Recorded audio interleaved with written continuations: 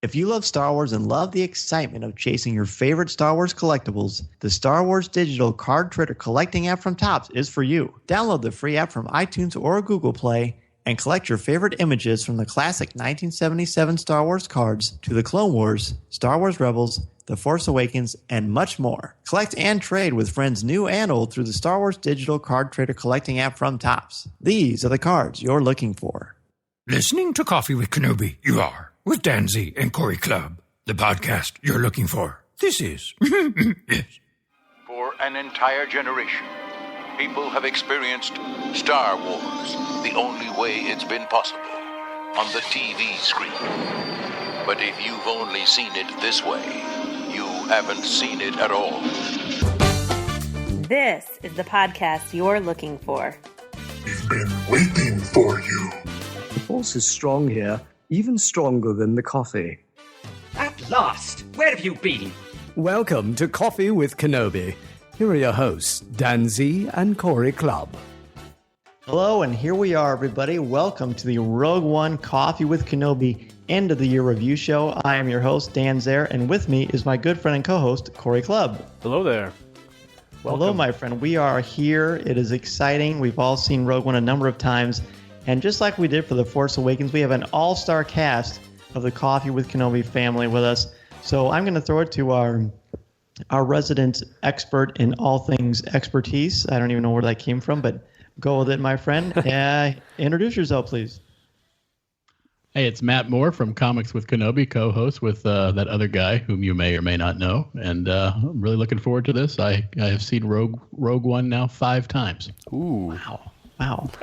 This is Jeff McGee. I'm that other guy on Comics with Kenobi with Matt Moore. I have only seen Rogue One twice. I feel woefully inadequate, but that's not a new feeling for me. Oh, gee. Oh boy. Next on our roster, introduce yourself, sir. This is Randy from Legends Library, and I have seen Rogue One once. So, but I saw it in 3D. So is that like 1.5? Yeah, well, it's like seeing it 3 times. Yeah, I've seen it 3 times. One with each eye, twice. I don't know. And last but not least, he is new to our review show, but certainly no stranger to Comics with Kenobi, Legends Library, or Coffee with Kenobi. We have the host of Rebels Reactions. Yes, Aaron Harris here, and I'm happy to talk to everybody again and review Rogue One. I've been fortunate enough to see it twice, so I'm really looking forward to this discussion. As am I. I actually saw it last night for the 3rd time, so I'm pretty fired up. I don't know about each of you, but every time I've seen it, something different has happened to me emotionally, which I'm sure we're going to get to very, very soon. So we'll just kind of go to the top. Overall, Corey, I know you mentioned with us when we were doing the show, of course, in Peoria, but since you've seen it now multiple times, kind of give me your overall reactions to Rogue One. Yeah, it's interesting, too, because it's kind of the talk of the town with the holidays being so close to the release. Like you, I was able to see it twice. You recently saw it more than me, so you got one up me, I guess. But yeah, I mean, overall, I think it's a great film. It's a great introduction to, kind of branching off of the saga itself and kind of drifting into some different type of filmmaking, I guess, as far as Star Wars goes. But I think it does a great job of upholding characters and locations and just, I guess, dive back into Star Wars and being able to just kind of see it from a different light, I guess. I think for me, it's heightened itself over time, I guess. My first viewing, if you guys listen to the review show, I've seen it twice, like I said. I saw it with my kids, which really heightened it for me, their reactions and their discussions and all the stuff they wanted to know, and questions and whatnot. But I got to talk to my cousin, who's also a big Star Wars fan, who got me started with Star Wars originally. It was really great to talk with him about it and just, talk Star Wars. And I think it brings a lot of fun things in the franchise, a lot of fun things in the saga. Matt, you have seen it 5 times now, as you mentioned at the beginning of our little program. How has it kind of evolved for you as you have seen the picture from the beginning to the most recent time? It's mostly the tone that's evolved each time I've seen it. I mean, the first one for me was the night before it came out. And of course, it was just sort of that shock and awe of being at yet another Star Wars film, which will never get old to have to say that. And then as with each gradual viewing, I was also using it to sort of look for Easter eggs and to look for the deeper meaning and some of the deeper context, particularly as it related to Catalyst, the novel that sort of sets up Rogue One. And then in the repeated viewings, even further viewings, I've been eyeing it critically, but not in the way that people are going to think, but I've been eyeing it in a critical manner to see how it links to the wider Star Wars saga. And it's been thoroughly fascinating because there's a lot of interesting avenues that are there that aren't immediate apparent with only one or two viewings.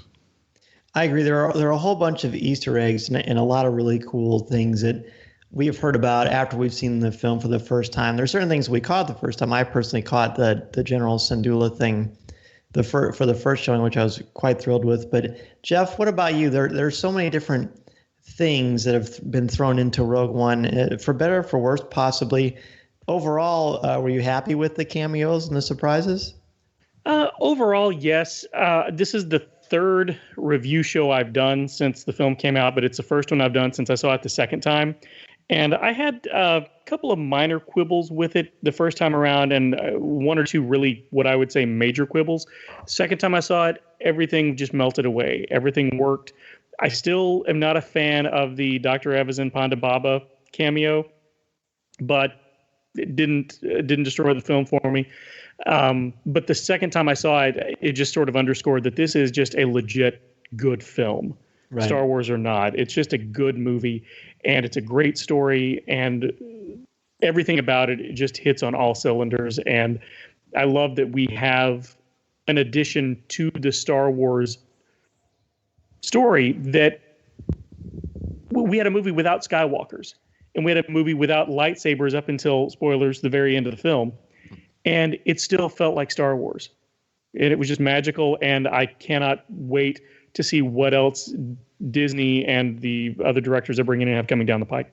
Same. Well, Dr. Evazan that you said, I think the thing for me that, and feel free to jump in here, anybody, I think the thing for me that maybe caused that one to be potentially problematic, although I did enjoy it, is that I think it looks the most like a Halloween costume instead of like actual texture of a Star Wars universe. Exactly. How did he gain 20 pounds in 3 days? Because the guy in A New Hope is quite a bit heavier. I don't know why they didn't just go back to the mask or whatever they used in 77. You don't know. The reason he gained so much weight is he ate Ponda Baba's twin in between. And it's actually something in the Rebels visual guide. But Randy, you are certainly as schooled as anyone I know about the Legends line. And they've obviously done a lot of modifications to the history of Star Wars, the mythology of Star Wars for Rogue One. For you as a fan of the expanded universe of the Legends line, what did that do for you as viewing this film? Wow. It's wild that as I was watching the movie, I wasn't thinking about the Legends like perspective. I think I was sort of caught up in just watching the movie. I wasn't even. I think that the whole Legends versus canon thing is something that once you start watching a movie and it's Star Wars, whatever, it's whatever. So you just enjoy the experience and have fun watching Star Wars, So so I wasn't even really looking at it through a Legends perspective, but was very much looking for those hidden those Easter eggs with the seeing the blue milk right in the first scene and those kind of things. I didn't even notice that. Yeah. So really? there's they held on it for a couple of seconds. I noticed it the first time. The second time I noticed just how long he held on it. There were a couple of sorry, Randy, I didn't mean to go ahead. hijack. Go ahead. There were a couple of things like that almost felt like, hey, look at this, we're in Star Wars, but the movie flowed so well that it didn't take me out of it. I think, Randy, that's what you were kind of getting at, right? Yeah, and wouldn't you agree that like most people wouldn't even know that was there? I mean, Gareth Edwards made a point to put those things in there, and it was fan service. But if it didn't affect the film overall, if you didn't know that they were of significance, it just looked like a shot of milk on a countertop. But for the rest of us, I felt like Gareth Edwards gave us a film that, I've in the past, I felt like, well, they gave us what they thought we needed, and this movie, I felt like that Gareth Edwards gave us the movie we really wanted, and that's how I felt. I felt like he took risks, and I was happy about that, that he took risks, even if he overstretched at points. And I was really excited for just a little cameos and the little things here and there, even if they were a little bit overboard in some points. It was still cool because my family, my son and I are like, ooh, we're pointing to each other like, oh look, oh. So not only are you watching the movie, but you're watching the movie behind the movie, which was really cool. Right, and I think that sometimes Rebels, especially Clone Wars, when it first started, kind of fell into that trap of, ooh, look at all these nods we're winking to you, especially in season 1 of Clone Wars. But I think over time that's just become more of an organic thing. And Aaron, you obviously love Rebels. You host Rebels Reactions so wonderfully well. There's a lot of stuff in here with reference to Rebels, the series, and Star Wars in general. How did all those things work for you? And did you feel like it was a distraction and kind of a gimmick, or do you feel like it was just authentic storytelling? Well, I mean, to be perfectly honest, Chopper made the movie. I mean, you weren't crazy about the movie at first, were you? No, I was very critical of the movie after my first viewing of it. There were a lot of things that I was disappointed with. To be honest, I think my expectations were higher than they should have been going into it, because my favorite movie's A New Hope, and going into this had so much of a New Hope feel to it that I was just bursting at the seams. And then I went in there and I was like, well, this is cool, but what about this or what about that? And this is still cool, but then after the second time, I was much more happier with the movie. My expectations, my bubble had been burst. I went in with a fresh new perspective, and I really liked it. There were still a couple things that really got to me a little bit that I'm still working through, but overall, I love the movie. And the Rebels references for me were just phenomenal. Between the Ghost, General Syndulla, of course, you have the Corvette cruiser there at the end of the movie. Yeah, the Hammerhead. The Hammerhead. Then, of course, the Chopper in and of itself. Anytime you put Chopper in anything, it's going to be a win. So definitely, he's going to bring home the Oscar for him.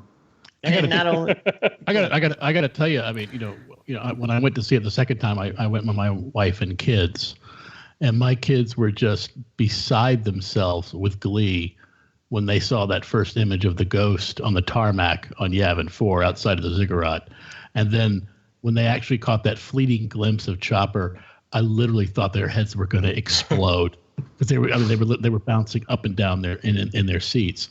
And I thought that was a nice little nod. And and I loved hearing General Syndulla on the intercom, because it gives me a new hope that some of our characters from Rebels make it this far, so to speak. Not all of them, I don't think, but that was a nice nod. And that was. I got to give it up for Dave Filoni. He's really got the Rebels fans' backs, and it really showed in this film. Yeah, I think it was beautiful and seamless. Like, I really felt like it was authentic storytelling. From last night's viewing, I counted the Ghost probably 5 times, maybe 6 during that battle, because I was looking for it, and it was there throughout. And I can't wait. They've said that they're going to show the battle from the crew of the Ghost perspective. And speaking of perspective, Corey, this whole film just has a different feel, a different tone than the Star Wars movies that have come before it. What does that do for you as a fan of Star Wars and just cinema in general? Yeah, that's a great question. It's interesting because, like Aaron was kind of saying, I, as a fan, I wasn't following us too closely. I mentioned that on a couple of our shows. I mean, it was just out there living. And as we get closer and closer to it, it did start becoming more real. Hey, this is a Star Wars movie. Will it do well? It's almost like Marvel taking an experiment and throwing Guardians of the Galaxy out there and, hey, we'll just try this out and see how it goes. And this kind of felt like that to me. I guess kind of they're just telling a story that we all kind of like, we know what's going to happen. This essence of being Star Wars fans. And but we talk about the film itself and how it transcends that. But as I kind of look back on the film itself, seeing it multiple times, like you said, there's so many new things to see and say, oh, it's really cool, or I like that better or worse or whatnot. I think what the biggest thing it has going for it is that you can pull out Star Wars and still get a great film. It's very similar to The Dark Knight for me. You can pull out the Batman elements and still get a good crime film. This is just a great sci-fi film. The characters are invested. I mean, I feel like everyone played their roles so well. And the actors did a great job of bringing us new characters we've never heard before. I had a hard time getting, my mouth around some of the characters when we were first talking about them, and it's like they just didn't feel real. It wasn't a Luke, it wasn't a Han, it wasn't this and that. But as we, the lights dimmed and things went on, I really felt like this is a Star Wars achievement, if you will. Right, Matt, for you as a storytelling fan and just a fan of comics and just the genre in itself, what did you think that kind of risks that Gareth Edwards and Lucasfilm took with this that was so successful? Well, I think the main risk here that was taken by Lucasfilm and in particular by Gareth Edwards was showing that was cracking open the veneer of the rebellion. That, when you see Cassian Andor kill Tivik in the opening scene, because it's, if he doesn't, they're going to be captured by stormtroopers. Mm-hmm. It sends home to the viewer and to those Star Wars fans, new, old, casual or otherwise, that this is very much a real world inspired piece of filmmaking, because bad things happen when you're running a rebellion, and difficult decisions have to be made. And I thought this film captured the nuances of that very well. It really reminded me of almost. To me, it evoked that 1981 film, The Eye of the Needle, with Donald Sutherland, who played a German spy in Britain during World War II, who, befriended a lot of people, but ultimately had to also kill some of these people because he didn't want to blow his cover. And throughout this entirety of Rogue One, the realism, I thought, was superb. I mean, because, we have people who are morally questionable, who in some cases will operate in just black and white, but who are also having to find that middle gray to make things happen.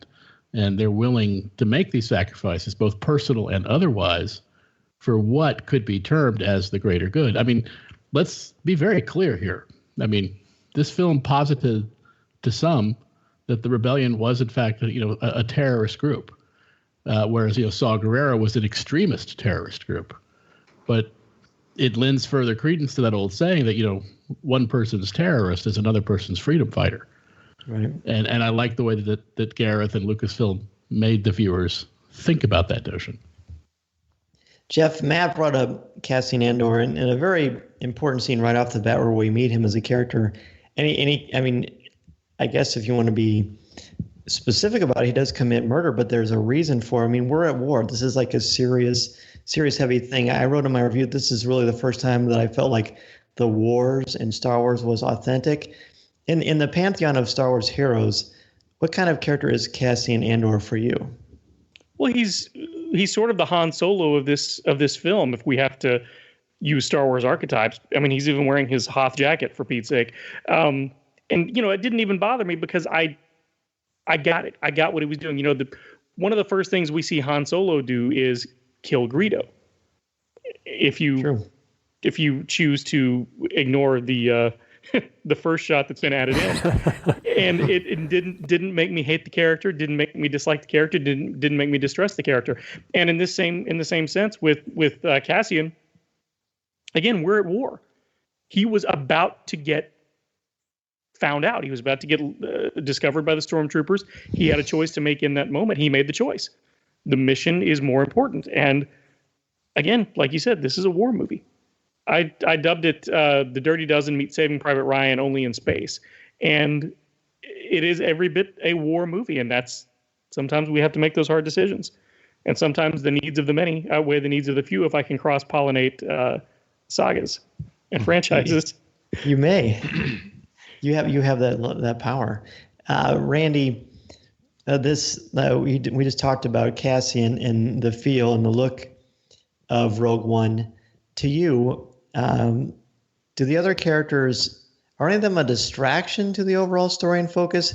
Do they feel like a forced like they're forced in there to create kind of a group of different individuals that are coming together for a common goal? Or do you feel like they fit? And honestly, if they do fit, do you think they would have worked in any other Star Wars movie? I think I'm listening to the audiobook right now. I'm more than halfway through. While we're taping? No. Super multitasker. Yeah. Yes. Wow, I'm impressed, man. Yes. I'm about halfway through the listening process, and so you get a little bit different perspective, as far as a deeper perspective behind each one of the characters. I felt like they all fit together, and at different points, and since I've seen the movie and conversations with friends and with my family, I'm like, I really liked. Even though I've only seen it once. I'm starting to kind of become endeared to one character at a time. The Chirrut character originally was my favorite character by far, and I understood. I thought that they put just the right amount of just martial arts skill, but didn't overdo it. But it was enough to show that he was like awesome, But I've just kind of gone through this process, and Bodhi was the most recent one. I had a conversation with someone at the office. I'm like, man, he was just such a cool character, and he fit his role. He wasn't it wasn't like everyone was larger than life. Everyone had their role. The book has really brought out Baze as a character that I've really appreciated him more as I've listened to the audiobook. But as far as taking these same characters and putting them somewhere else or putting them in a different movie, I think, I honestly, I couldn't, did they have, you guys will have to tell me, because you've seen it more times than I have, but did they have that chemistry amongst one another really? Or were they were thrown together, and I don't think that they really blended together. I felt like they were individuals coming together for a cause, and it was cool. But I think it would have been unfair to have those characters come together and gel so much that there was like this chemistry between all the characters. I think it stayed true to the story. The story stayed true to itself, and that those characters were thrown together, and they united for a common good, and they ultimately paid the price for that. But I didn't feel that they had a lot of chemistry. So continuing on or taking those characters and putting them in another movie, I guess I don't know. Gosh, I'd kind of leave it up to you guys Right. who's seen the movie more. But sure, Matt, what do you think about this? You have besides knowing about genre, you have a bit of experience in the world of the military anyway. How do you feel about this whole thing? Well, I do agree with Randy. I don't think you'd want to put the entire group back together for another film because it takes away from the powerful message of Rogue One. But I do firmly believe that Chirrut and Baze could probably easily carry their own film, given their history together, as Guardians of the Whills. And, we get the notion of how deep their relationship is. It's very much, a brother and brother, with a possible hint of perhaps even more. But in reading the adaptation of the film, the novel that came out just after, I guess afterward, it goes into a little more background about Baze and Chirrut as well. And it's clear that these two have been together for a long, long time. And given this nature, with the way that Chirrut embraces the teachings of the Force, whereas Baze has kind of fallen out. He's a little more skeptical about it until that ultimate sacrifice, and he gets back on his path, so to speak, thanks to Chirrut. I really believe that these two characters are the ones that could probably carry their own film. Now, and Jeff may agree with me on this, or he may disagree, but this is also a perfect situation for Marvel to come in and perhaps do a 4 or 5 issue miniseries about the duo to give us, to flesh out their backstory even further. And which, this would be a perfect platform for them, both as a publisher and as a storyteller, to build on this legend. These characters, particularly Chirrut and Baze, they're going to advance in popularity as time goes on. And I think, that's just, that ship has set sail. People really like them. And I think, there was a lot of attention on Jen Erso and Cassian Andor, and not quite as much on Bodhi Rook, but those two are the ones, to me, are the real breakouts of this film. And those, my wife, who is not a Star Wars fan, but who nevertheless went to the film with me the third time for her second time. Each time she came out of that cinema thinking, I want to know more about these two guys. I want to see their story. And I got to agree with her. I do too. I would pay $12 to go see a Chirrut Bays movie. Jeff, what about you? I'm on board with Matt there. I want a Chirrut Bays miniseries or movie or animated series. I just want to see the adventures of these two guys because, again, Randy, you were talking about the characters not really having a lot of chemistry together. These two did, but it was sort of a result of their history together. The two actors and the characters did. And I really feel like that was by design. I didn't even think about it until you mentioned it, but you're absolutely right. This was not a group that came together and formed a team. This was a group of individuals who were working toward a common goal. And I think that's maybe the theme of the film is that, rebellions are built on hope, but they're also built on sacrifice. They're built on people who have to just get over themselves and get the work done. And I feel like that's what we were seeing here. We're seeing just how important this rebellion was to the people who were fighting for it. And again, I'm with you, Matt. I want the miniseries. I want the movie series. I want the maxi series. Give me as much Chirrut Bays as you can, or as I like to call him, Zatoichi, the blind swordsman in space. They definitely they have some interesting things going on with them as a relationship. And Aaron, like the relationship between Star Wars fans and the creation of itself, I think is interesting. I think there's a nice parallel of us getting to know these characters. They're unconventional, and we're not sure where to kind of place them in our minds as far as Star Wars characters go because we know them so well. So as they're kind of learning how to get to know one another, we're learning to get to know them as fans of this franchise. So what did that do for you going into this, knowing that you weren't going to know anything about these characters, and how do you feel they were developed? And we are going to get into specifics of the film after Aaron talks about this. Well, going in and seeing these characters as we got to know them, I thought they did a great job considering the length of the movie, getting us to care about what happened to these people. We got to know them a little more. We got a lot more on some than we did others. I would also champion for a Bays and Chirrut movie as well, or comic series or anything. More about them, the better.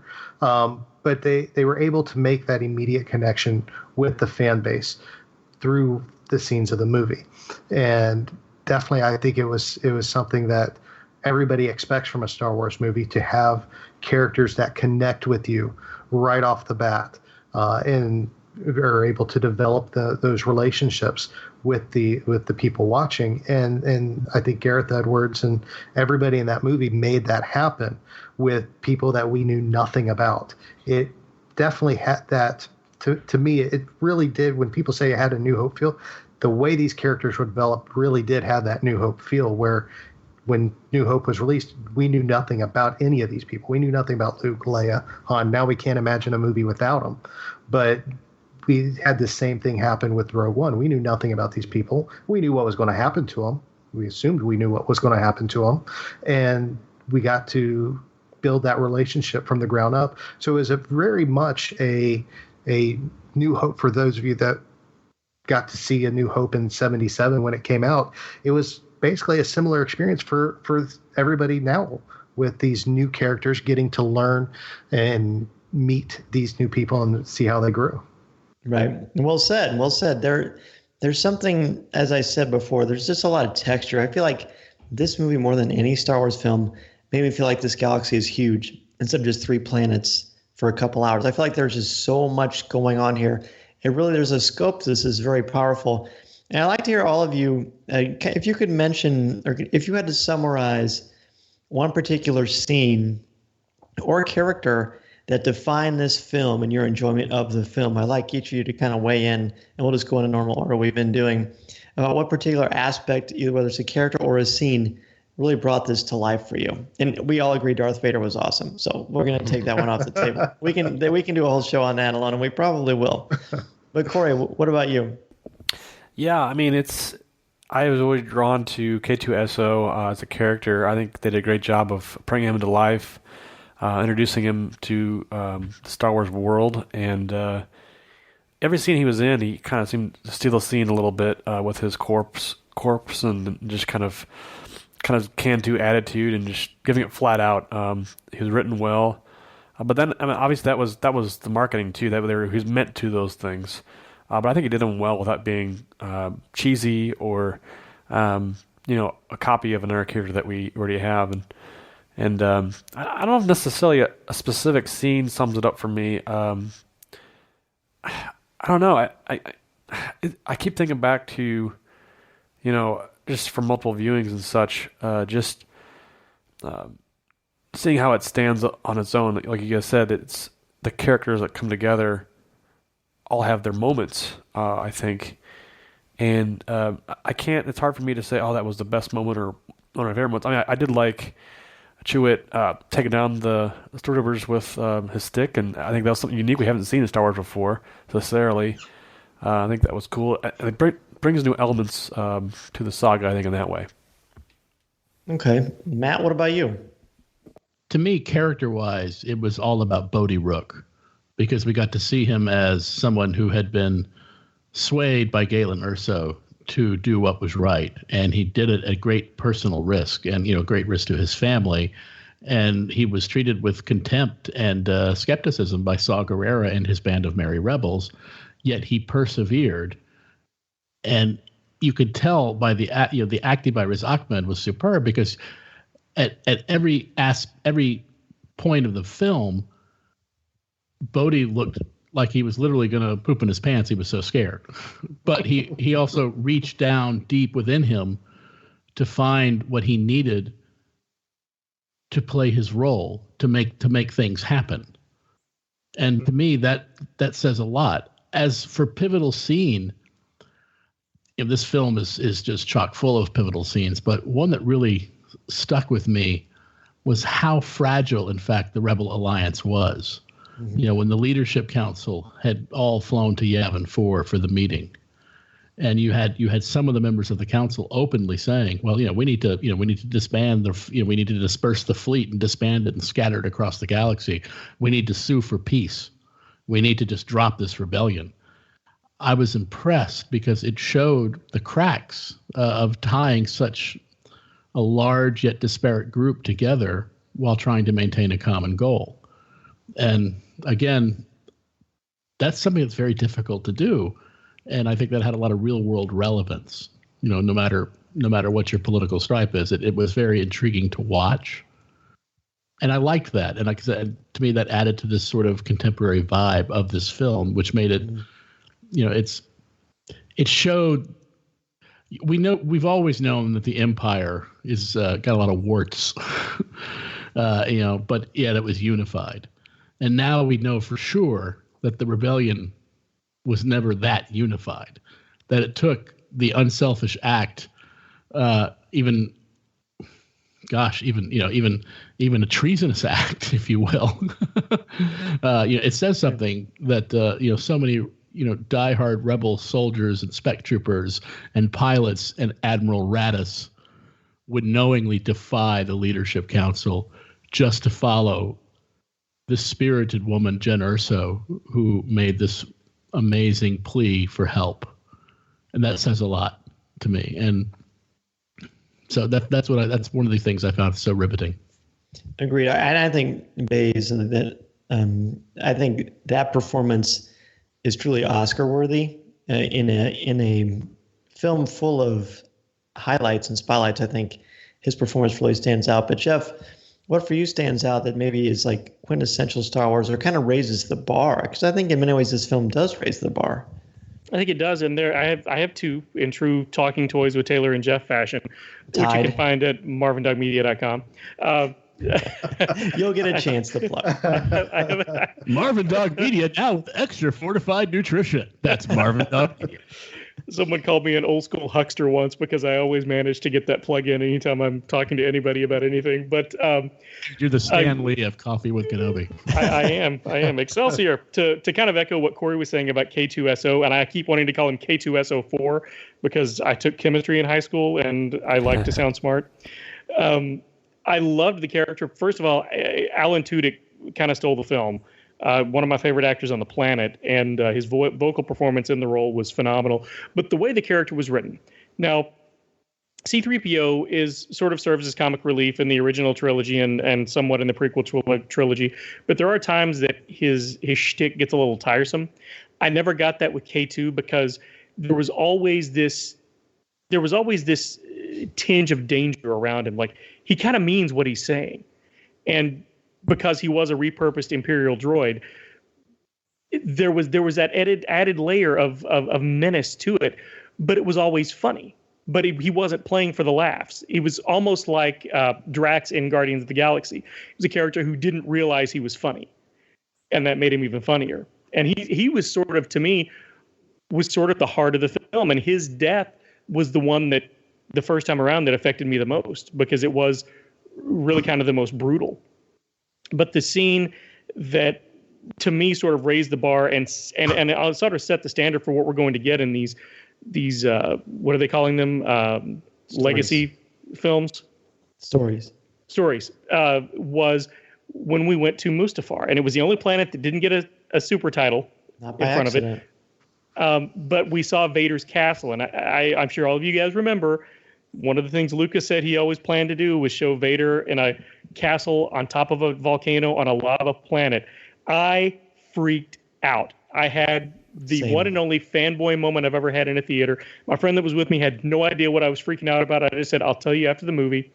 But seeing that, and then seeing Vader basically in the bath, for all intents and purposes, just blew my mind. And I thought, okay, they're going there.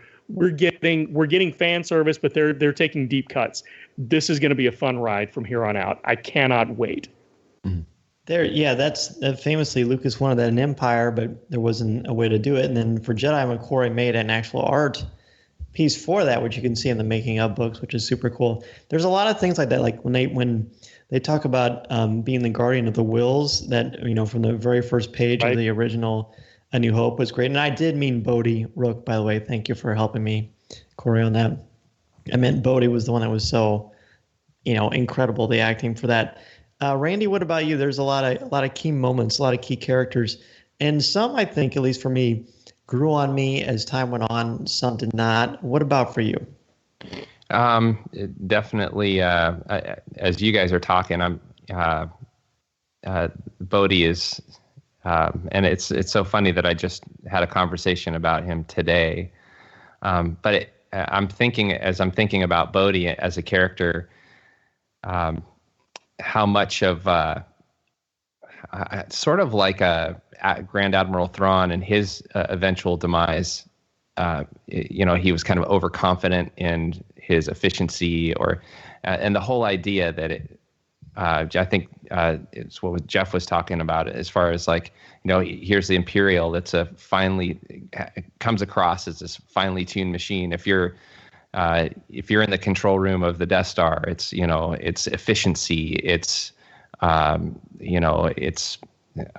black and white, it's execute an order, and that's the way it goes. And then here's this rogue pilot that brings the whole thing down with his sacrifice and with his courage, and especially as you read the book, you hear his inner thoughts, and you feel his fear a lot more in the novelization than you do in the movie. But you still see his fear in his facial expressions. So, right. But he acts anyway, and I think that is a character that people are going to fall in love with more and more every time they see it. People are gonna realize that this guy is the guy that, as he's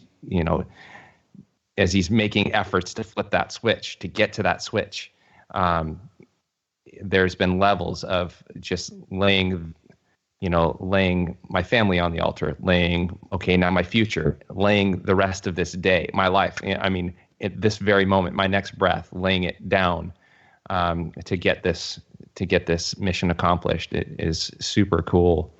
But the moment for me, as far as the scene goes, the moment that really defined the movie for me was we all agree that the Darth Vader scene was like lights out, amazing, awesome. But the frantic, the rebel soldier that is sticking his hand through the crack in the door and frantically yelling, "Take it, take it, take it." At that point, I know that it's eventually, every one of us knows it's eventually going to be handed off to someone who's going to hand it off to someone. But I've completely forgotten episode 4 at this point, and am completely lost in the tension and in the anxiety. Is he gonna make it? I was entertained. I was in the universe. I was completely lost in, is he gonna make it? What's gonna happen? How you? And Vader's getting closer and closer and closer. And yes, the fear is Vader, but it's just the frantic yelling of him going through that process of trying to preserve his own life and then giving up and just saying, just take the data disk, take it. That moment there was the most intense moment for me, and even more impressive because I already knew the outcome, and it was still an incredible moment for me. So honestly, after seeing it 3 times, I still felt it was such an intense passing of the baton. There's a lot of interesting motifs there with that, but it's very, very powerful. Jeff, what were you going to say? I was going to say, Randy, when you see it a second time, you'll be just as tense the entire time, because the second time I saw it, and I caught myself going, why am I sitting here clenched? Why am I clenched? I know what's going to happen, but it doesn't matter. It's such phenomenal filmmaking. Gareth Edwards is a heck of a filmmaker. Yep. He is. Aaron, what about you? All these characters connected in one way or another, K2SO, Jen, Cassian. But for me, the one that really stood out for me was actually Krennic, Director Krennic. He had this empire. His mini empire inside the empire he was building leading the construction of the Death Star. Make sure everything was working, and he had this whole world around him, and he had his plan and how it was ready to go. And at that day when everything is going perfect, they're test firing the weapon and destroying the Jeddah city. Next thing you know, the rug's pulled out from under him, and he's left trying to clean up a mess of who's spying, who's the internal mole. He's essentially lost his command. He's lost his position. He's now in a cleanup mode to try to regain what power he had. And for me, the scene that really capitalized on that was there on Mustafar when he was talking to Vader. And Vader told him, they were going back and forth, and Vader told him what his mission was going to be to nail down this spy and make sure that nothing happens to the Emperor's weapons, because they're not going to find out about it till then. And he's like, so does that mean I'm still in command? And next thing you know, Vader's just choking him. He's like, don't choke on your aspirations. I mean, it was very, very real at that point, because one, it felt more like Star Wars because we had somebody being choked out by Vader, but also you go right back to A New Hope with that one. But it was a real emotion coming from him, because he had a glimmer of hope that he was regaining the power that he had just lost. And definitely, I really connected with that, going through some of the stuff I'm going through in real life with work, seeing that glimpse of hope of getting just that little bit of power back made a difference. Sure. Aaron, I really like that assessment a lot. And did you note with bitter irony at the end, as Krennic is atop the tower on the data vault, and he looks up and he sees his creation that he's nurtured for so long, that he's devoted his life to, that he's killed for, that he's used to jockey for influence and position within the Empire for, realizing that It's going to kill me, literally. It's like rain on his wedding day. Very ironic. I caught that right off the bat. It was definitely a bittersweet moment. I mean, you see he looks up, he sees the triumph of his career right there, about to annihilate him, and it's almost a bittersweet. I'm proud, but screwed at the same time, and it's just not a good day for him.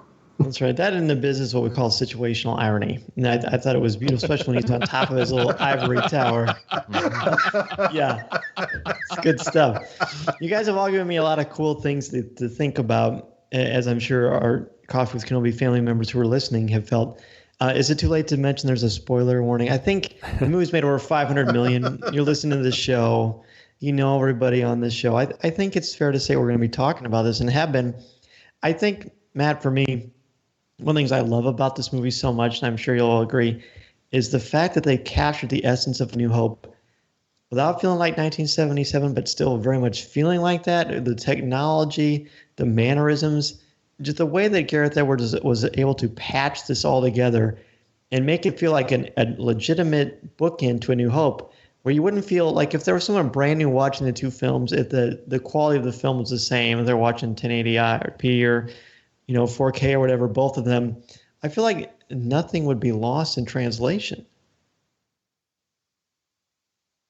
Yeah, Dan, I think it's interesting too that aspect of the film stands alone really well, and I got to thinking about that a while afterwards. This might be the first Star Wars film some people see of their generation, or of just not having seen other films, and it does a really good job of not spoiling anything. It doesn't leave you wanting necessarily what's going to happen next type thing. Obviously, you can go out and watch the sequels, but like you said, it stands alone well, and that's a hard thing to do. It was definitely an experiment, I think, for them. Well, when you and I were seeing it for the first time together, when it first starts, I mean, obviously there's no opening crawl, Corey, as we all know. And then I think in addition to that, like the music just kind of is jarring. I actually jumped out of my seat with the first beat of the music. How much do you think that's, I mean, obviously we know why they did it, and I think it was very effective. But do you think they should duplicate this sort of recipe for the Han Solo story and what else is to come? Or do you think they should just keep this unique as a rogue film? Yeah, I mean, branding-wise, I definitely think they've got a lot of different mediums here. Like I said, the music's different, the direction's a little different. Just the Star Wars itself, there's no crawl. That we see the title, a few minutes, it was maybe a good 10 minutes into the film itself, the Rogue One comes up on the film. It was different. It was different that way, and they're sending a message saying, this is going to be something different you guys haven't seen before. And, I would hope we get that with Han Solo. I think Han Solo will be harder, because it is a character we all know already. These characters we don't know, but Han Solo is a guy that, everyone knows. I mean, he's the crux of cinema, I think, when they go to create a new, character or, will not care type guy as far as being, the hero or that saves the day. And I think, too, they know that going in. This, again, was kind of that test saying, can we get this done? Can we make this happen? And they succeeded very well. I agree, Matt. In addition to the changes with the opening crawl, the music is a lot different.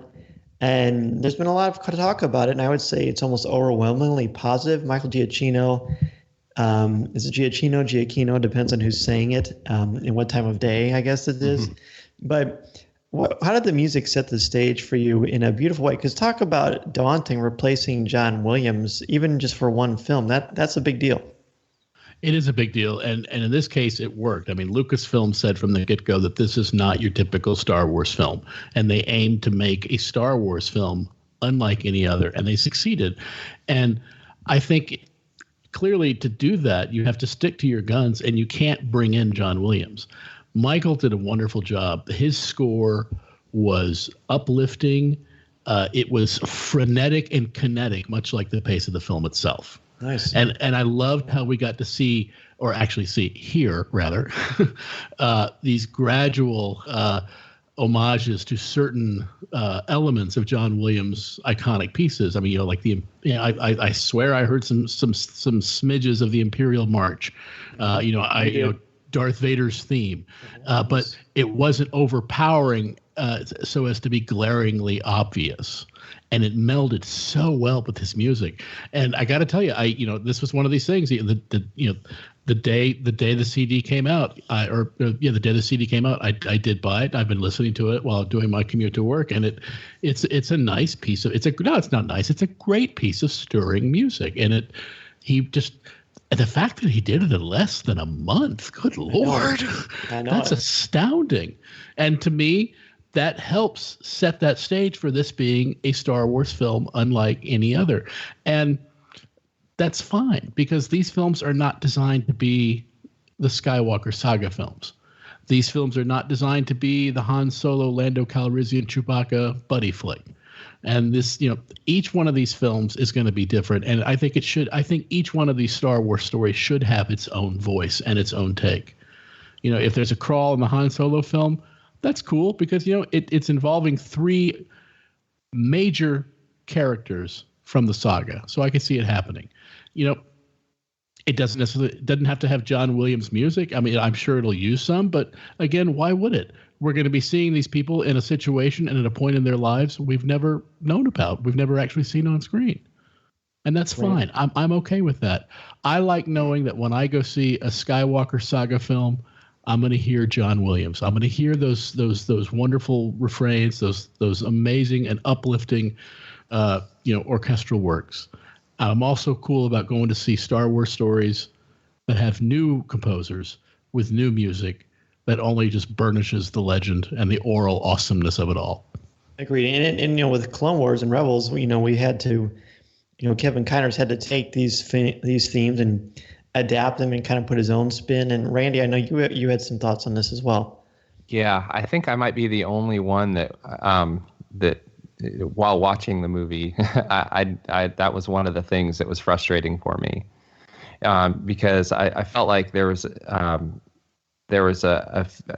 handful of times where either I was anticipating a certain feel or a certain piece of music, or I heard the first 2 notes of an existing melody and was waiting for the finish of the melody, and was then I guess diverted from that. I know inside of Jyn Erso's theme song is the first 2 notes of Across the Stars. I've been listening to the soundtrack over and over again. Since I've been listening to the soundtrack just by itself, I've really been able to appreciate it as beautiful music. That Jyn Erso, the Hope theme is absolutely beautiful. It's amazing.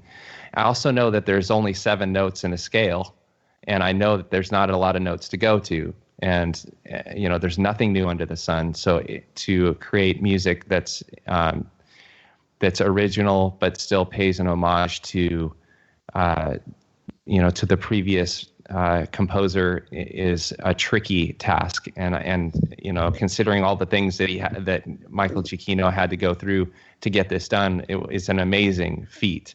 But I do, and I know Aaron, you're probably going to echo this. I think that to me it just makes Kevin Kiner. It makes me appreciate Kevin Kiner even more because of the work that he's done and how he's tied in Rebels music into the original Star Wars catalog of music. That has, I felt like Kevin Kiner has done a better job at that than Michael Giacchino did. But like I said, I'm not. I think I'm the only one that hasn't really that was frustrated by the soundtrack as I was watching the movie. But I have come to appreciate it as music, in itself. Just by listening to the soundtrack, just isolated. So I think I'll I'll take. I'll read the comments below, I'm sure. Wait, you're not the only one. I walked away from the film actually with my biggest disappointment of the movie. Even after I watched it the second time, my biggest disappointment has been the soundtrack. Because to me, it felt rushed. Like Matt, I think it was Matt said a moment ago, he had a month to put it together. and I'm not saying I could have done better in a month. I probably couldn't made it through 2 notes in a month, just trying to figure out which ones what a note is. But it's not my forte, and more power to him for getting it done in the time frame he did. But with Star Wars, there's always been a connection to the music that draws people in, and up until I would say the last theme of the movie, when everything is going down, everybody's dying. Spoiler alert. There's that fanfare through the end that really is the only one I connected to watching the movie. Everything else just felt like it was rushed. It felt like it was force placed into the movie. And I'm the Kevin Kiner is phenomenal. What he does on Rebels, I sing his praises week in and week out during the season and during the off season. He's phenomenal, and I love Michael Giacchino. I love the work he has done through with the other Star Saga we won't talk about. In Jurassic World, he's done so much stuff. Star Tours. He's done so much phenomenal work that I had a higher expectation than what we got. And granted, he had a month to put it together, but even after seeing it the second time, the music still just isn't connecting with me. And I will admit, I have not had a chance to listen to it outside of the movie because I can't find the soundtrack anywhere down here. So I'm still looking for it, but the music never connected me to the movie. And that is by far been my biggest disappointment with Rogue One. I felt that if he would have used, even his instrumentation, he's super heavy on trumpets and the higher horns. Like even if he brought in more of the French horn, which is it's almost like it's almost John Williams' like signature instrument. But if there was just that warm French horn kind of section that was more prevalent instead of that real harsh kind of trumpety kind of thing going on, maybe that might have bridged the gap a little bit. But I'm with. It's good. It's good to. Is it good to know that there's somebody else that agrees with me, or well, maybe it's just us two? I don't know. Corey's got something he wants to jump in here on too. Okay. I know we're running short on time. There's a number of things we can and should talk about, but I want to hear what Corey has to say before we jump on to the next topic. Yeah, sure. And I said it before in our post show after we saw the movie the first time, and I agree with you, Randy and Aaron. It's not a highlight for me, but then again, just talking about it and stuff that Matt brings up, I think it brings more value to it for me of this being stepping outside that Star Wars saga. And we see something brand new here. Just like we've seen the entire film. Like the gripes are really minuscule for me, but the music I still struggle with it. So I jumped online and they had a free Spotify had it on for free. So Aaron, if you get a chance, check that out. And then listening to it just like that really heightened it for me the second go around. And then I could look for those cues. The one that bothered me the most is the title scene of it. I'm waiting for that sweeping, John Williams score to be there, and it's not there. And I have to come to grips that this is not a George Lucas film in the sense of, he's not in the role of a director. So we're seeing new talent taking these on. So I think I applaud it there. I do think that the title card of Rogue One looks that particular musical interlude is too understated, but overall, I very much think not only is this one of my favorite Star Wars soundtracks, but I would be okay with him doing Star Wars films for the next 20 years. I thought it blew me out of the water. I thought it was much more powerful than I expected, the way he blended things naturally. It almost sounded like John Williams' deep cuts that deserved to be on the A side of a record. Matt, were you going to say something? Yeah, definitely could have used more cowbell. Well, there's no doubt about that. Before, just to keep it so that we're not on for the next 3 hours, even though I think that'd be fun, I want everybody to go around and just kind of say, you have the floor for about 2 or 3 minutes. Talk to us about the most important themes, ideas, aspects of this film, and how it advances the Star Wars saga overall. And I believe, Jeff, we hadn't gone to yet, so we're going to start with you and round around and have Matt close us off for this part. But tell me what this does for Star Wars for you, how it ends the franchise, and overall concepts and questions that it brings up that you think will be worthy of discussion for the next year, 10 years, and so on? Well, before I do that, since I didn't get to say anything about the music, I have it on good authority from my friend Dr. John Noreen, who is a doctor in music, that Michael Giacchino is a genius, and anyone who doesn't think so is just wrong. I just want to throw that out there. Well, there you That's go. fair. But no, seriously, to me, Star Wars has always been about hope. You know, the first film was retroactively subtitled A New Hope. The last word in this film, spoiler alert, is hope. And that is what Star Wars has always represented to me. And this film, the theme of hope is it permeates the film throughout. You know, Jen Erso says rebellions are built on hope. And that's all these people have to live for, is the hope that what they're doing is going to make a difference and is going to bring down this evil empire that is so oppressive. And that, again, that's the main theme throughout the film. It's that hope, and that we all have a choice to make. You know, there's I believe it's Riz Ahmed's character, what's his name, the pilot? Bodhi Rook. Bodhi, thank you, Bodhi Rook. You know, that's not as easy to remember as Han Solo. I'm sorry. He makes a comment about, you know, when his eyes were open, he had a choice to make, and he made the choice. And same with Jen Erso, she has a choice to make, and Cassian has a choice to make. All of these characters have choices to make at certain points about where they stand and which side of the line they're going to stand on, and it's those choices that make us who we are. And that's that. And the hope that they all had are the two main themes that I took away from this. And I think that's something that you get throughout Star Wars. Jeff, 20 seconds. Biggest quibble with the film. Go. Digitarkin and Digileia. For a couple of reasons. One, they didn't quite work as well as the filmmakers thought they did. And as an actor, I just have a real problem with someone's likeness being used after their demise. Fair enough. Randy, what about you? Most powerful, impactful things, key topics that you think are there, ideologies, and how this has changed Star Wars. And we'll give you a quibble countdown at the end, too. Okay. The trouble with quibbles. I think that isn't this with the characters kind of coming together, as you guys have been talking, as I've been kind of thinking about, especially with the events of the past couple days with Carrie Fisher passing away, it really causes Carrie Fisher's performance, especially in A New Hope, to just, as if it could anymore, but just blossom.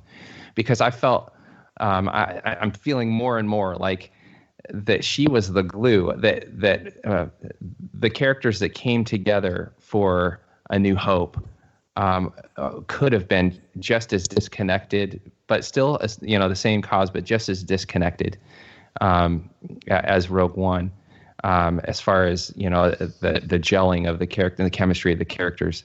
But I feel like for A New Hope that Carrie Fisher was that glue, and I think it's very fitting that the very last face, or one of the last face, the big scene at the end, that Carrie Fisher's face is featured, and that is the conclusion of Rogue One.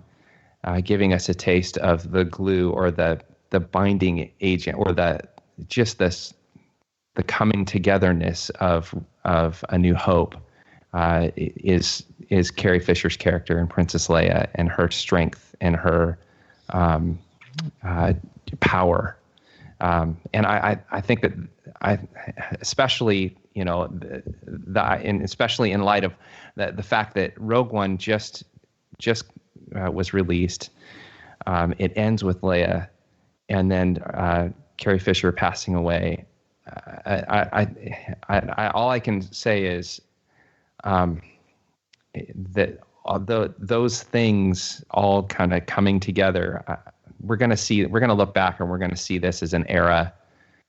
I will anyway, as an era, like a Carrie Fisher moment, even pointing forward toward A New Hope. Mm-hmm. And I think that's the significance of, because this is fantasy, but there's a real person there, and she killed it. She killed it in A New Hope, and and so it's fitting that Rogue One finished with her, and especially in light of her passing. Do you have a really quick, brief quibble about the film?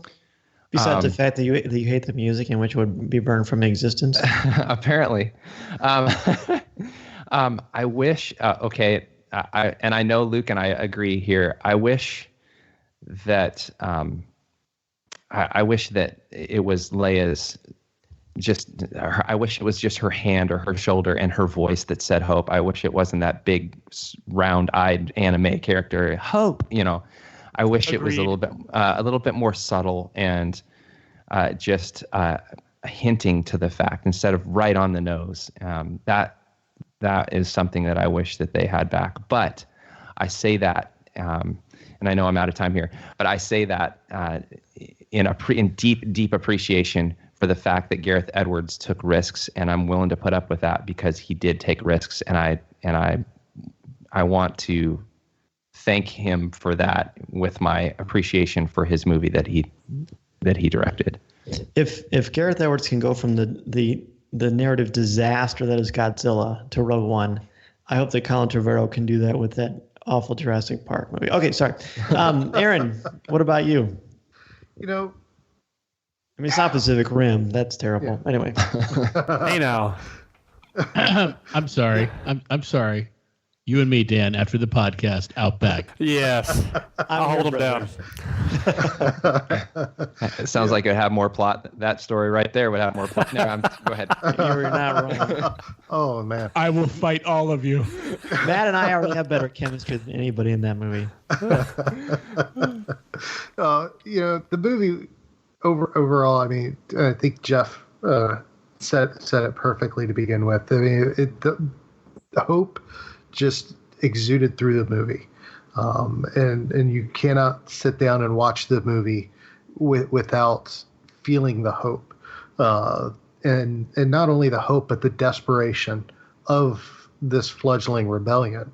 I mean, I have to go back to a recent episode of Rebels where basically they went after something that the Empire had given up on, not because they could succeed, but they could succeed because they were desperate. And you see that desperation coming through this movie. And they're, instead of saying that they were desperate, they said it was because they have hope that they'll succeed. And a lot of their desperation turned into hope throughout the movie. And definitely that's what really jumped out at me through this whole thing. It was just one giant leap of desperation, which they had a lot of faith in what they could do. And it wound up working for the best for them. Well said. Do you have a quick quibble? Well, outside of the music, which apparently I'm wrong on, but you're not wrong. But outside, we all can be sometimes. Hey man, all these opinions are beautiful. We all have such an incredible thing in common with being Star Wars fans and podcasters. But the fact that we take the same thing, we all look at it through a different lens, is why I love this medium. So It's right on, brother. It fills in great. Love the differing opinions. But outside of that, I didn't have a problem with the Digitarkin or Digileia. That didn't bother me at all. Punta Baba and Evian there, I did have a little bit of problem with that, just trying to figure out how they could have escaped in time from the city before it was destroyed. But other than that, the biggest quarrel I had outside of the music was just the opening, not the opening scene, but after the opening scene when the name of the movie just shows up. I feel they could have done a better job on that. It looked a little cheesy to me. Other than that, that was pretty much it. This could easily be a 5-hour show, honestly. Oh, easily. It would be a lot of fun. Corey, I'm interested to hear your thoughts because I know what you think, because we've talked about it a lot and we saw it together for the first time, but obviously time has passed. You've seen it with your kids. What's changed for you? Or maybe has it just gotten stronger, which you already felt? Yeah, it's definitely gotten stronger. But what I like about, you talked about the themes and whatnot, I think the characters drive those diverse themes, and they're diverse themselves. I think that's cool. Morality, truth, sacrifice, obviously hope.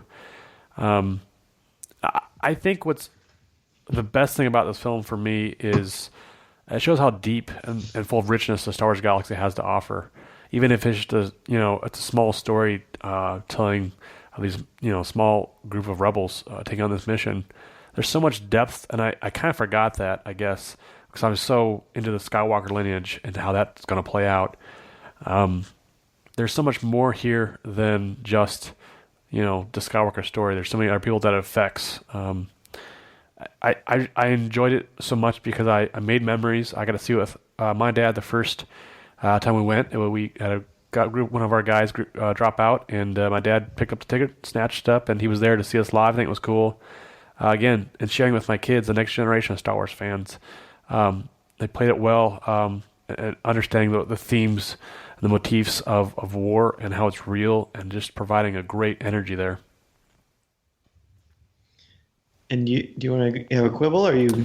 I've got a quibble. I guess we talked about the music a little bit. I mean, I don't have a whole lot of quibbles. It's hard to find one with such a great film. Like I said, I think it stands alone really well.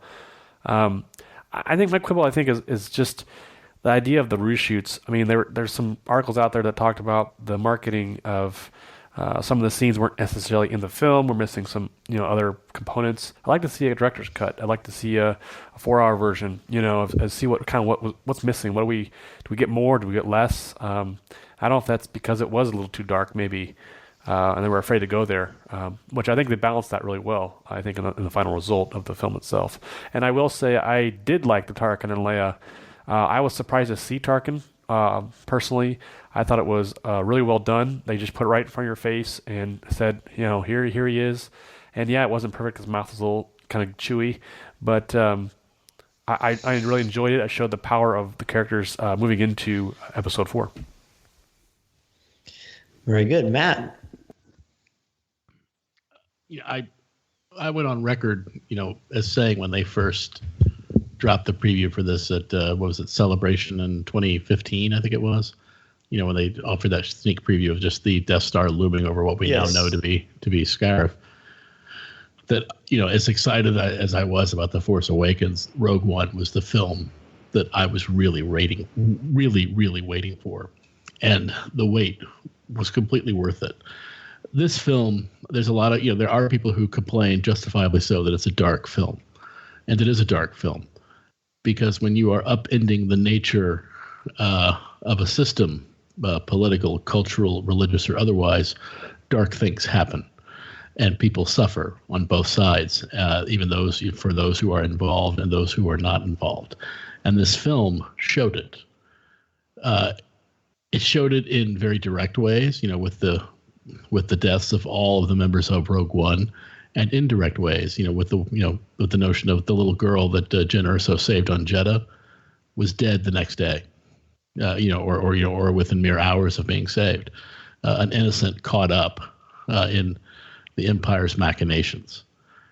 And this film was needed and is needed to show that it's not all glory and light in Star Wars, that there is that seedy underbelly, that you do break a whole ton of eggs to make space omelets. But at the same time, it offset the direness of this all with what we saw in the characters, both the team of Rogue One and even, with those rebel pilots and, Admiral Radiss's team and Mon Mothma.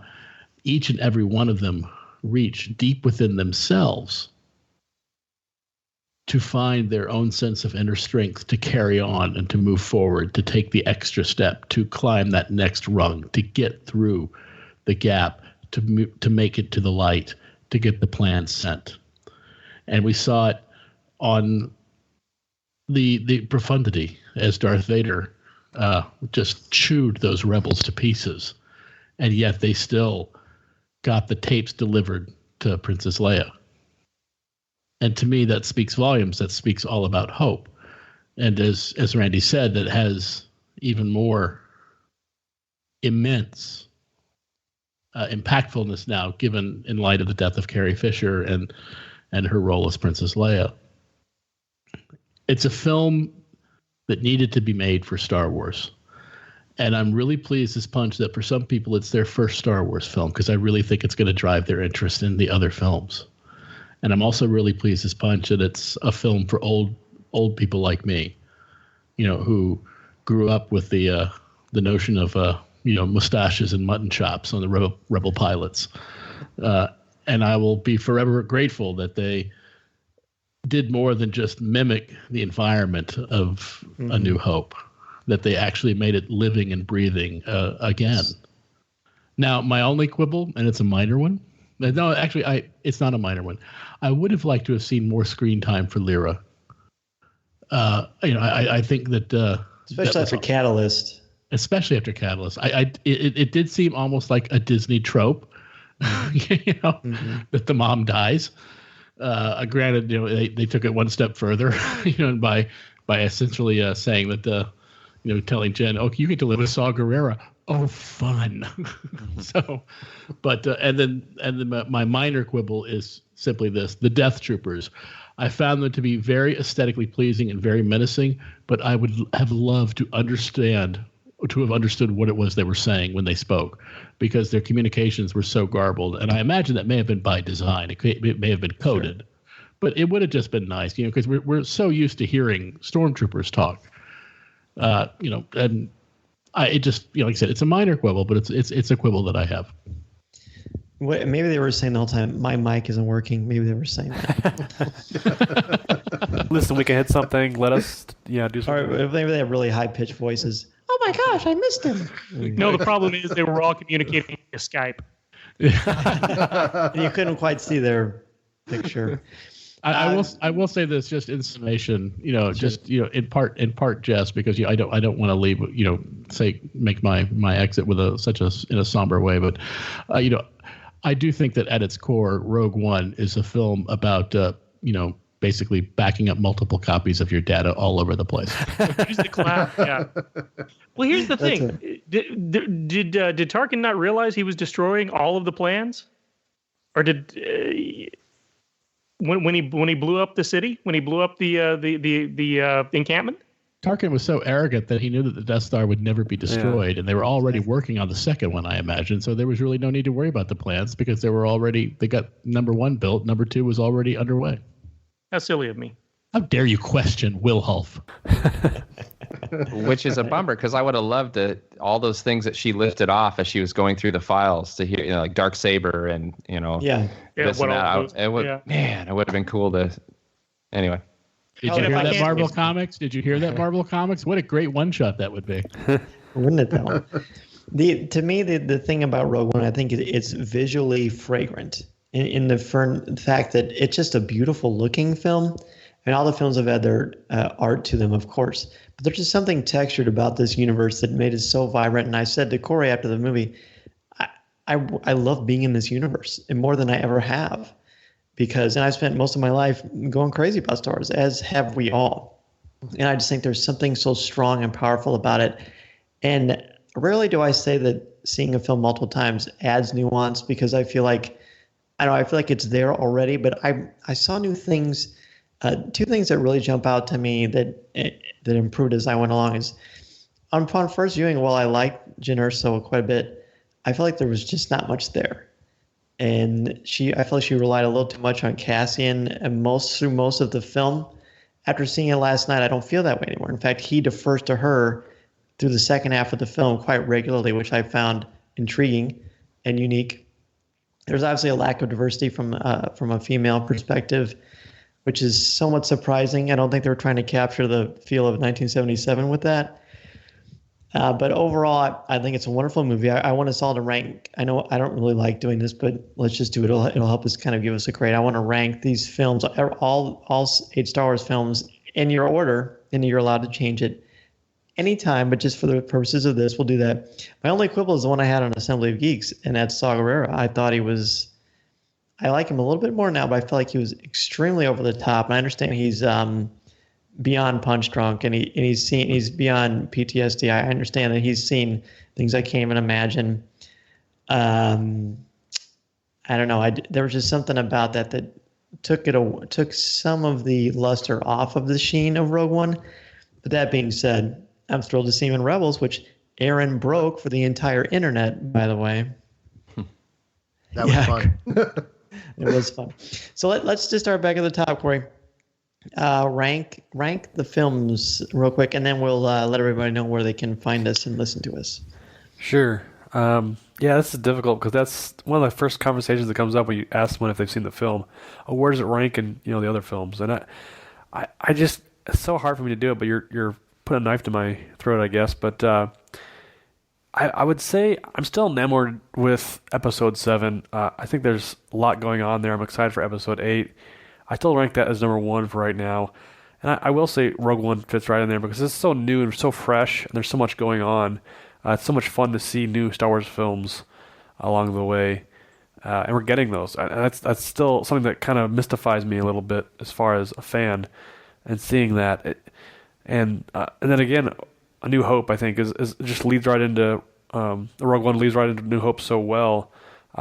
We were the very next day at work. Somebody had brought a copy in, and we were watching the opening credits and just those first few scenes, and going, "Oh man, it syncs up so well." I think my first idea was to go and watch New Hope right after I went and saw Rogue One, and I think it's such gravity there. I think it's so much fun.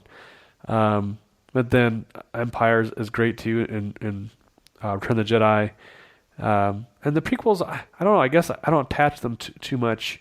I didn't grow up necessarily in that era of them, but I do see ramifications of Rogue One in them. So it's interesting to rank them that way for me. I don't know if they're all kind of like, they move around a little bit. My kids love the prequels a lot, so I have a more affinity to them, for them to just kind of be graded that way, I guess. So your favorite is still Force Awakens? Force Awakens, yes. Yep. Okay, right on. Matt, your order of the films. This is always a difficult question and a difficult answer, like Corey says, but top film remains Empire Strikes Back, just because it's a technically perfect film on every level. My number 2 film had been Revenge of the Sith, because it was so daringly done and so devastating emotionally. Every time I watch it, I still just, Anakin, don't do that. Don't kill the younglings. But after these viewings of Rogue One, I am elevating it to number 2. Because I love the daringness of this entire film, and I love the darkness, yet the hope that resonates within its embryonic core throughout the entire film. And so, yeah, definitely Rogue One is, to my mind, and of course this is fluid. It may well change, but Rogue One is number 2 on my top Star Wars films list. You want to list out the rest of them then? Yeah, sure. Empire, Rogue One, Revenge of the Sith, A New Hope, The Force Awakens, Attack of the Clones, and then Return of the Jedi is before Attack of the Clones. Wow, fascinating. Jeff. So,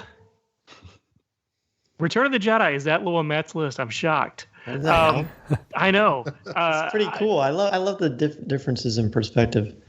I hate hamsters. But Matt, they're delicious. You just have to cook them the right way.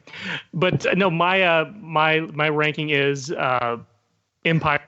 I'm with Matt on this one. It's the best film in the series. It's my favorite film of all time. Empire, Star Wars, which most people know as A New Hope. I just call it Star Wars because I'm that hardcore.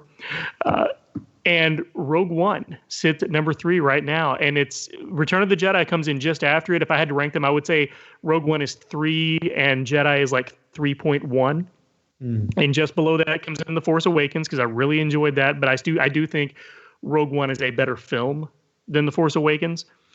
And I think it's probably, I think it is the 3rd best film in the series. After that, Revenge of the Sith, and then a steep drop off to Attack of the Clones, and an even steeper drop off to The Phantom Menace.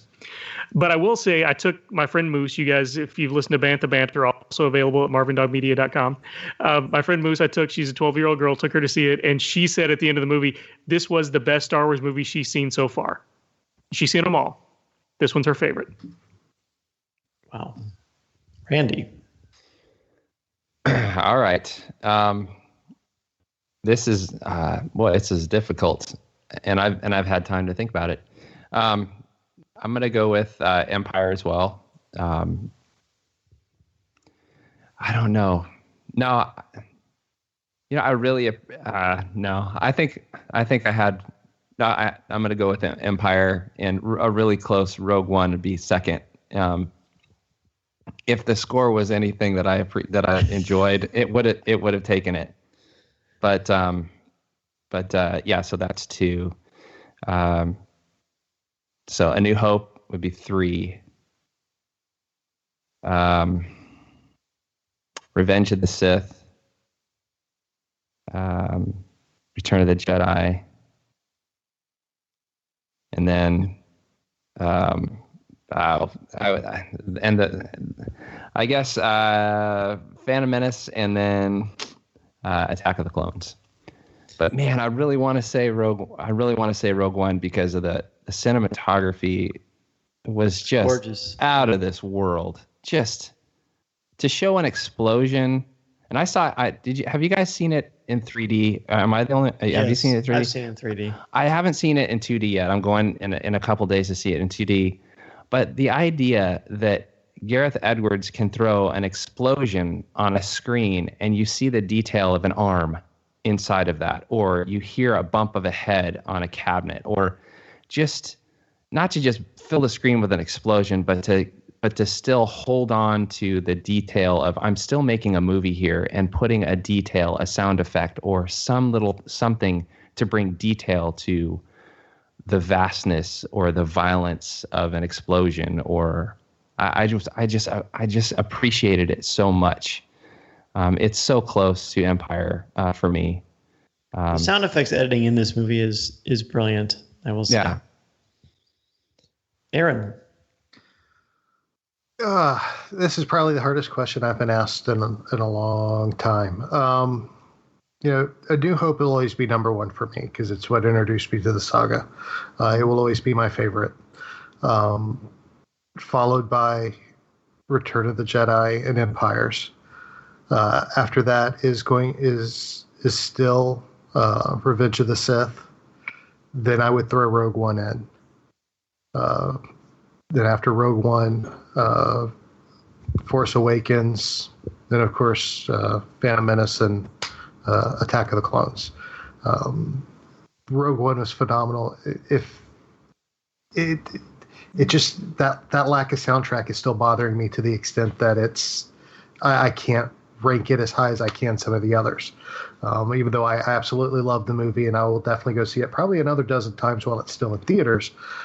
It's just it doesn't have the full effect feel for me. So I think the thing about Rogue One that is so captivating is that it's all the things that I didn't expect, that I didn't know I wanted, but now I'm really glad I have them. It's kind of like when I tried broccoli for the first time when my wife made it for me.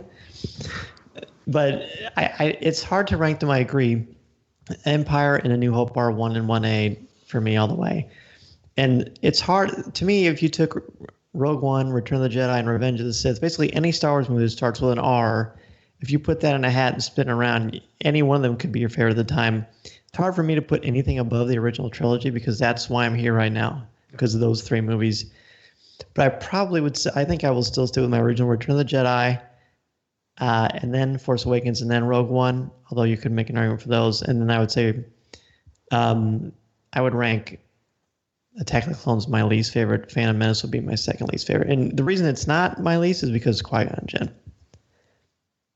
So there you have it, everyone. We this has been a really great conversation. There's so many more things we can look at, which is why we've got the entire year until episode 8 and beyond to really discern what's going on behind the scenes of Rogue One, what it means for the story of Star Wars, and what it means for film from this point on, because I think things are different now. I think it's not. I hope that people will get one of the beauty of Rogue One is the nuance. It's not Game of Thrones, where just gratuitous violence sometimes for the sake of violence. It could probably be argued, but there's a reason here. There's a methodology. Nobody lives in the movie, and I think that had to happen. It has real weight to it, and it's just a beautiful thing. So Again, thank you everyone so much for not only being a member of the Coffee with Kenobi family, but for joining me tonight. For some of you, it's really late, and I appreciate it so much. And let's just go back. Matt and Jeff, go ahead and tell everybody where they can find you, both individually and as well as your excellent show. Take us out, Jeff. Well, you can find Matt and I on the Coffee with Kenobi feed, hawking our wares on Comics with Kenobi, as Matt likes to call it, serious looks at funny books. You can find me on Twitter at the Jeff McGee and at Marvin Dog Media. And I don't know if I've mentioned this before, but I do have my own podcast network, Marvin Dog Media, home to Talking Toys with Taylor and Jeff, Bantha Banter, and the pilot episode. So you can check us out at marvindogmedia.com. And I also appear on Assembly of Geeks, which is coming back next year with a slightly different format. And we have a couple of other shows in the works there. assemblyofgeeks.com you can go to for all of that information. Scott Murray and I are on that show. And Matt, I believe your Twitter handle is Gorilla Scribe, but I can never remember how to spell it. Guerilla, is that right? Yeah, two R's, two L's. So just like Mississippi. Yeah, exactly. Because Mississippi has lots of L's. And you can also find me as a co-host of Comic Book Noob with Scott McMurray and Regina Davis. And we take a look at comic book characters who have made the leap into other forms of media. And we try to break down their comic book origins and history and compare and contrast them to TV and movies and as well as video games.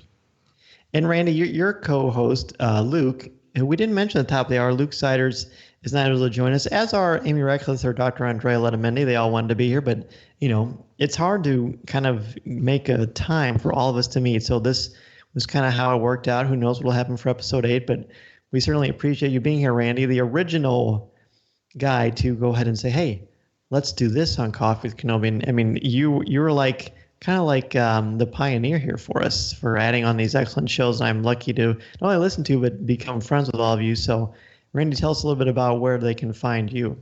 Well, I do want to say hello to everyone on Luke's behalf.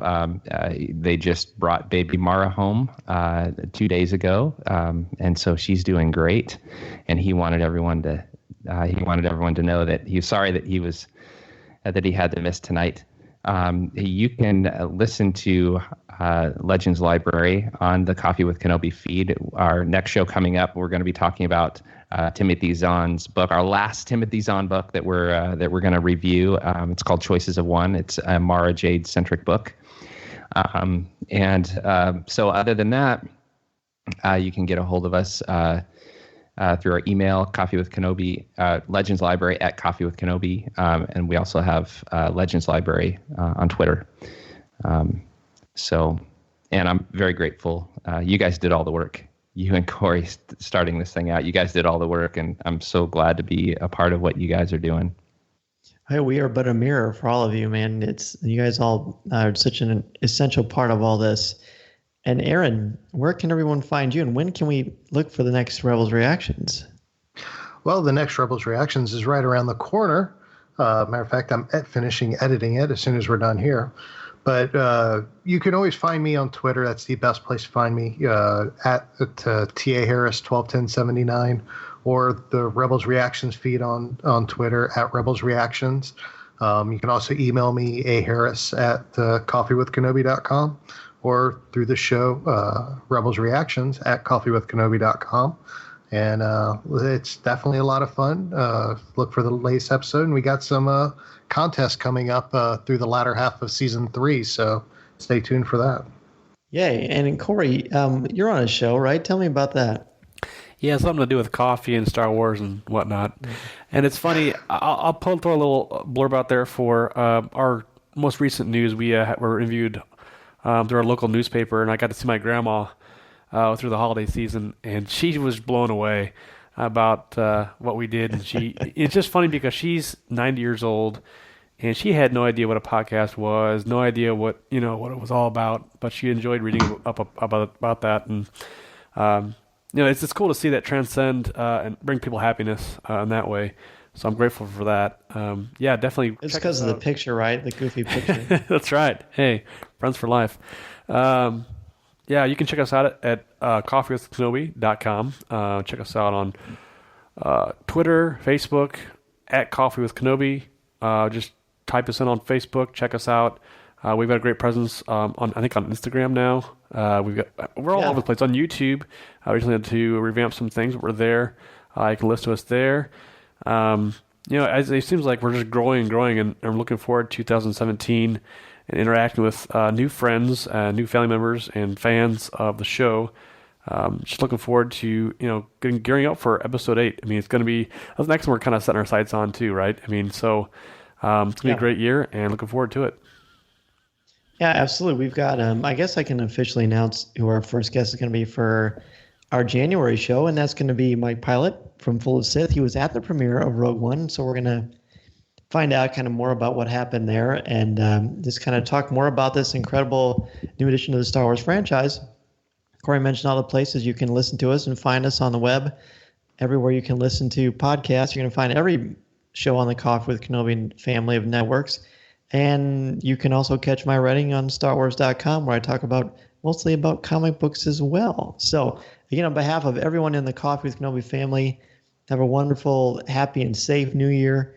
There's so much more to come. Celebration, Episode 8. A lot of new major announcements. It's going to be a wonderful 2017, and we thank you so much for joining us. Have a wonderful evening, everybody. Chewie, get us out of here!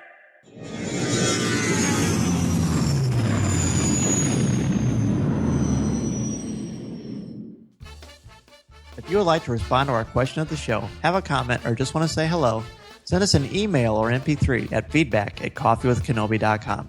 Or if you have a specific question or comment for either of us individually, email us at danz@coffeewithkenobi.com or coryc@coffeewithkenobi.com. Or visit us at coffeewithkenobi.com and click on the Contact Us section or comment on one of the stories featured on the site. If you enjoy the show, please write a review in iTunes or Stitcher. You can also like the show on Facebook at facebook.com/coffeewithkenobi, as well as keep up to date at our Twitter feed at Coffee with Kenobi. You can also find us on Tumblr at coffeewithkenobi.tumblr.com. If you enjoy the jazz music, the album is Eye to Eye by Steve Torok. Give the evacuation code signal. This is the podcast you're looking for. This podcast is not endorsed by the Walt Disney Company or Lucasfilm Limited. It is intended for entertainment and informational purposes only. The official Star Wars website can be found at www.starwars.com. Star Wars, all names, sounds, and any other Star Wars-related items are registered trademarks and/or copyrights of Disney and their respective trademark and copyright holders. All original content of this podcast is the intellectual property of Coffee with Kenobi unless otherwise indicated. There's no one here. Move along. Move along.